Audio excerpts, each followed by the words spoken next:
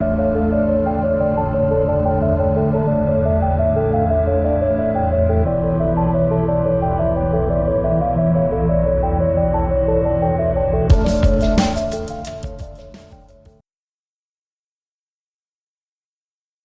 and welcome to Bud's RPG Review, where I give my thoughts on role-playing games, card games and board games. Today's review is The Waking of Willowby Hall by Ben Milton of Questing Beast Games, the owner of the Questing Beast YouTube channel. Okay, first a bit of history. Released in 2021, The Waking of Willowby Hall is a 32-page scenario available from DriveThruRPG as a PDF or in print from Swordfish Island's web store. It's designed for characters of around 3rd level and uses the Knave system, but should be easily convertible for other old-school systems.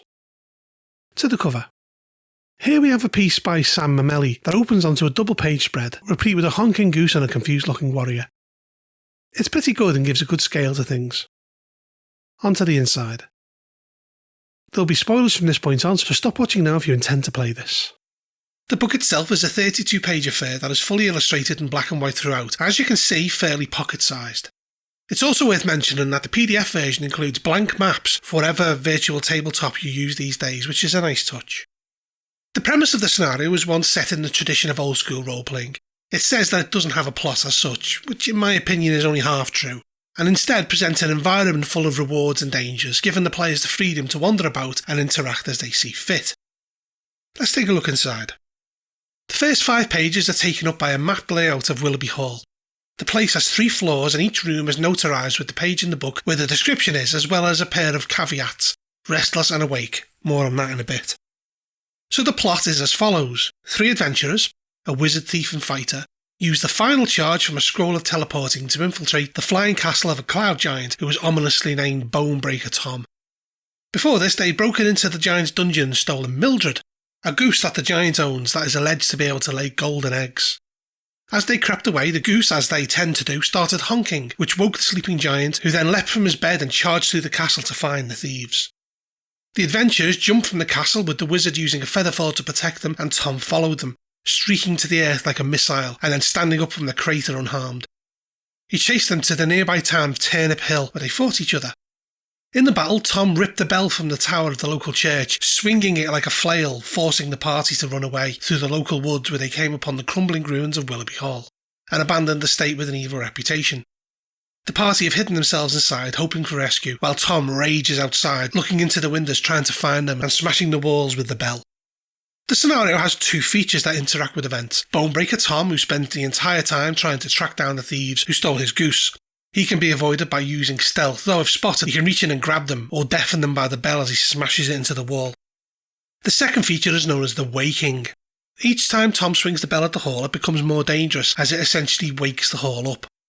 Encounters become more hazardous and the undead there will attack the players. Eventually, the ringing bell will wear down the hall's magical defences, causing rooms to burst into flame, collapse and make magical chaos break out everywhere as it is purged of its evil. The mechanic for the waking of the hall is thus. Every 10 minutes of in-game time, or if the players cause a lot of noise, the GM rolls a d6. On a 1, a random encounter is rolled.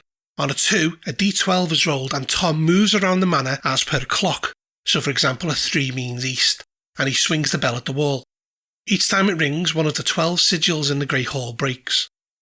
The hall begins as sleeping. After 4 have been broken, it becomes restless, with new features activating in some rooms, and also the restless encounter table is used for random encounters. And after 8 have been broken, the hall becomes awake, again causing further new features to activate in some of the rooms, and the awake encounter table is then used. Once it hits 12, Willowby Hall is purged of all evil and all supernatural effects, and monsters will vanish or turn to dust. We're provided with a few adventure hooks, though with each of these the players will need to get past the giant to get into Willowby Hall, and a separate hook for if it's been running as a one-shot. It then gives us some detail on getting in and out. The hall stands in a clearing in the woods around 200 feet from the tree line. In order to get past Tom and get inside, the players need to stay behind him and then rush past as soon as they can. Getting out, however, is much harder as Tom is facing the hall and moving around it, so we'll see them leaving unless they're smart. It makes the point that Tom will throw trees, boulders or even other characters at anybody leaving. We then have the encounter table, as previously mentioned, for sleeping, restless and awake, and then it shifts focus to the denizens of the hall. Firstly is Bonebreaker Tom, the primary menace of the adventure, who's fairly formidable and best avoided, though those searching his beard may find something of interest. He's wearing a cloud giant-sized bathrobe that can be climbed if someone wants to do something suicidal, and it makes the point that he will not risk hurting Mildred at any point. Those versed in old-school gaming will be happy to see the presence of a Death Knight in the scenario, who is fairly nasty, and throughout there are skeletal servants who are generally peaceful, performing endless housework. There are a number of former residents of the hall that still haunt it, and these are presented here with excellent cartoonish illustrations. First is Elias Fenwick, an evil occultist and owner of Willowby Hall 120 years ago. He can be seen in the mirror of the dressing room going about his daily business and can be returned to the present using a red book found in the hall. There's Lavinia Coldwater, a ghostly aristocrat who can't remember why she's trapped here, and Horatio, a ghostly footman who just wants to go back to the afterlife and complains constantly about being brought back. Also, there is a taxidermied owlbear that animates and pops up at various points that is angry that it can't eat what it kills. The adventuring party who stole Mildred are presented here in the cowardly fighter Helmut Halfsword, the overconfident thief Lisbeth Grund, and the wizard Apocalypse Ann, who sees Helmut and Lisbeth as expendable and just wants to escape the hall with Mildred. Also, there is Mildred, who does indeed lay golden eggs. She spends most of the adventure wandering around the hall, causing mayhem wherever she goes. After this, it goes into the hall itself, giving a description of each room as well as the restless and awake conditions.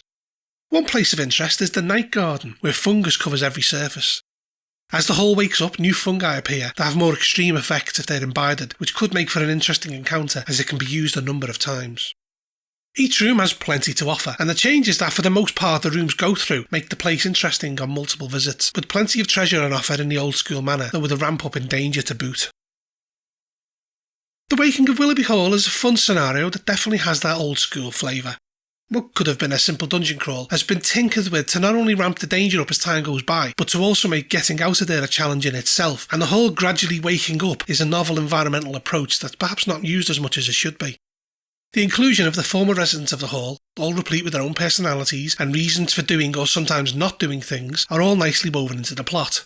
See, I told you it kinda had one. And things like the stuffed owlbear stalking the players is a nice touch.